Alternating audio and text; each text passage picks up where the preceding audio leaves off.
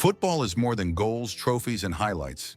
It's chaos disguised as choreography, a heartbeat that changes the world with a single touch, because in this game, 1 second can rewrite history. A miss, a tackle, a moment that never leaves your mind.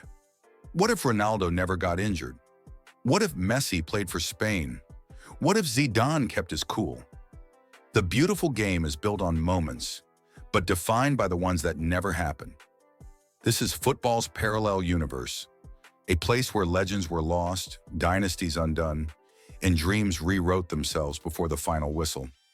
These are the top 10 biggest what-ifs in football history. Number 10. What if England had won the 1990 World Cup? For England, 1990 was more than a tournament. It was a national rebirth. Bobby Robson's men played with heart, hope, and style. Paul Gascoigne, young and fearless, became the face of a generation in the semi-final against Germany. They were so close. Penalties, always penalties. When Waddle's shot flew over, you could almost hear the country break. But imagine, just for a moment, if they'd won. If Gaz's tears had turned to champagne. If Lineker had lifted the World Cup under the lights of Rome. The Premier League was born just 2 years later. Imagine it beginning with England as world champions. The swagger, the confidence, the culture. Maybe Gascoigne doesn't spiral. Maybe Robson stays. Maybe England doesn't spend decades haunted by a ghost that still sings, "It's coming home." One kick changed it all. Number 9. What if Ronaldo Nazário never got injured? Before Messi and Cristiano, there was Ronaldo, a fenomeno. He wasn't just fast, he was untouchable. At 21, he was already a 2-time FIFA World Player of the Year. Defenders didn't stop him. They prayed he'd miss. Then came the injuries.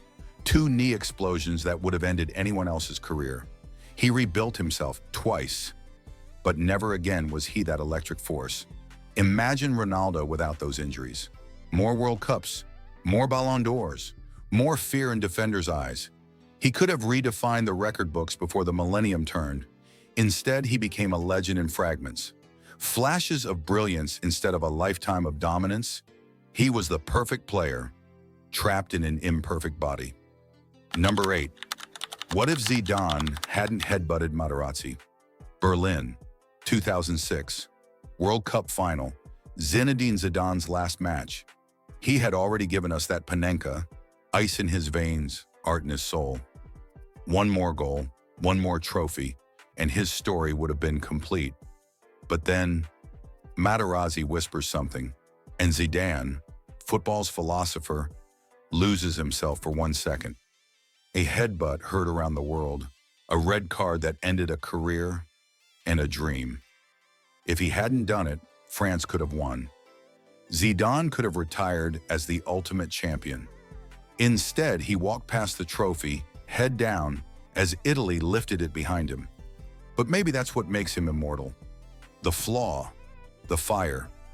Because genius and madness are often born in the same breath. Number 7. What if Messi had chosen Spain? In 2003, a young Lionel Messi was a secret. Barely 16, small, shy, and full of magic. Spain called. They wanted him for La Roja. If he'd said yes, picture this. Xavi, Iniesta, and Messi.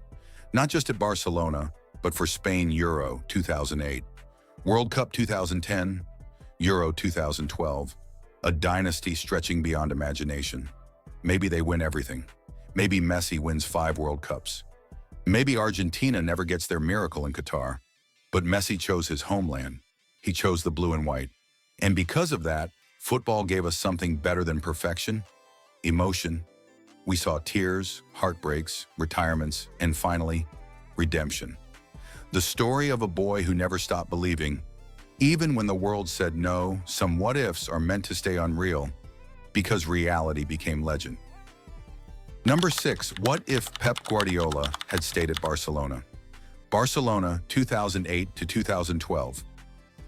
It wasn't football, it was poetry. Guardiola built something divine. Messi, Xavi, Iniesta, Busquets, Piqué. An orchestra of intelligence and rhythm, 4 years of control. 4 years of magic, and then he walked away. If Pep had stayed, rebuilt, evolved, reimagined, could that dynasty have lasted another decade? Could Barca have stayed on the throne? Would Real Madrid's Galáctico resurgence ever have begun? Instead, Pep left, and with him, the era faded. The machine slowed. The symphony ended. What came next was dominance scattered across continents, Bayern City, brilliance reborn in fragments.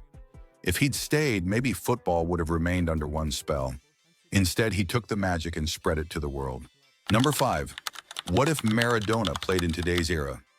Imagine Diego Armando Maradona, with today's sports science, nutrition, and protection. The same fire, the same brilliance, but now with perfect pitches, elite training, and a world built to protect him. Would anyone stop him? Would Messi even exist as we know him? In the 1980s, Diego did the impossible every week. He was kicked, hacked, and hunted, and still danced through chaos. He won a World Cup almost single-handedly. If he had played today, maybe he'd have shattered every record. Or maybe he'd have lost his edge. Because Maradona's magic came from fighting the system, not thriving in it. He was a storm, not a structure. And storms aren't meant to be tamed. Number 4. What if Iniesta scored that penalty? Champions League 2012. Barcelona versus Chelsea. A semi-final dripping with destiny. If Iniesta's shot had found the net instead of Cech's gloves, Barcelona go through. Maybe Pep stays. Maybe Chelsea's fairy tale never happens. Maybe Drogba never redeems himself in Munich.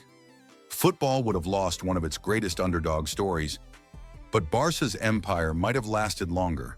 It's a reminder that in football, glory and grief are neighbors. A miss here, a save there, and history changes forever. Number 3, what if the Netherlands won in 1974?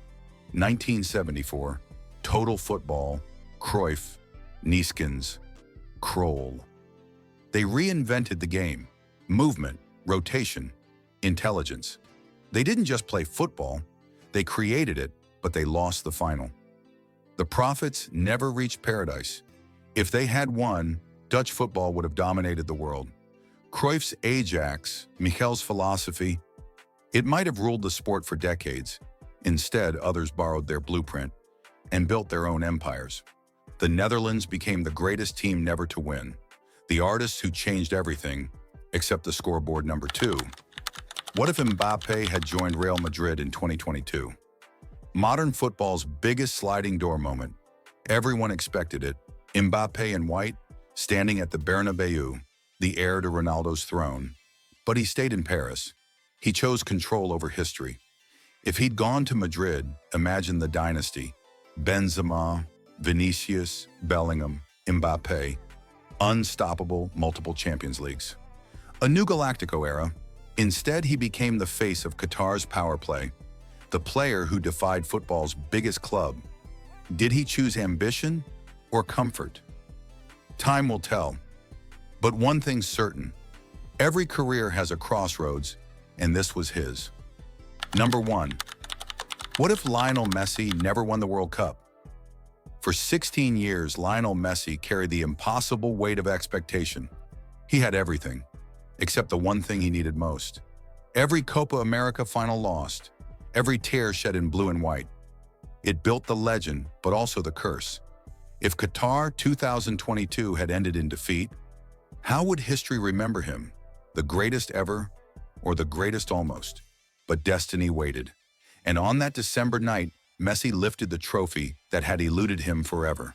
The stadium roared, the world cried, and a circle was complete. It wasn't just a win, it was closure for every what-if football had ever whispered. The game that never ends. Football is a story written by chaos. Every pass, every mistake, every heartbeat, an alternate universe waiting to exist. And that's why we love it. Because every fan, every player, every moment carries a secret question. What if? What if one goal had gone in? What if one dream had come true? What if we could rewrite the game? We can't, but we can remember. We can imagine. And that's why football will never die, because the ball keeps rolling in a million possible worlds. This is Inside the Game, where football meets fate.